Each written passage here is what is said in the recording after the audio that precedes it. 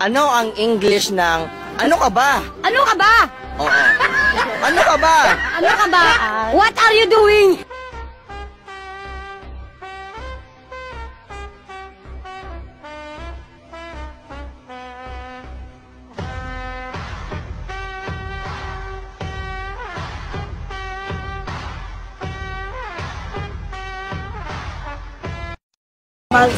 Piliin nyo yung gwapo, iwanan nyo yung pangit. Okay. Okay, iwanan si kuya.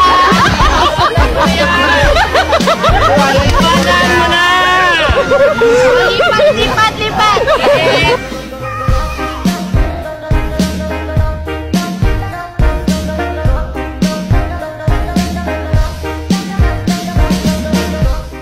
Okay, guys, we are back with Flap, and we are going to learn another word of Tagalog today. So, Flap, what's the word of the day?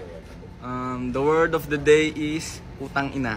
Okay, putang ina. What does putang ina mean? You're very handsome. Oh, thank you. Putang ina, everyone. Putang ina nyo, let's go! Kung hindi ka gwapo, panoorin mo to. Bala ka dyan, te.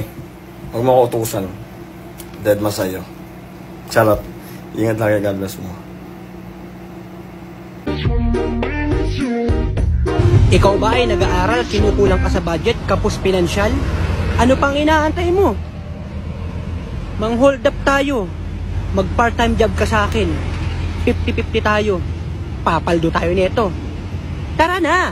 Sakay ka lang! Aangkas ka lang. Ikaw ang hahablot, ako magdadrive. 50-50 tayo. Ama, mapping ako 500. Ha? Anong 400? Ang laki naman ng 300. Anong gagawin mo sa 200? Akala mo madaling kumita ng 100? 50 nga nahihirapan ako eh. 20 pa kaya? Buti may 10 ako dito. Ito 5. Wow! Ang tindi mo, ma, ha? Akin na yan, baka maging piso pa. Boss, mag-apply ka sa Dunkin' Donut. Matik, pasado ka. Tagabutas ng donut nila.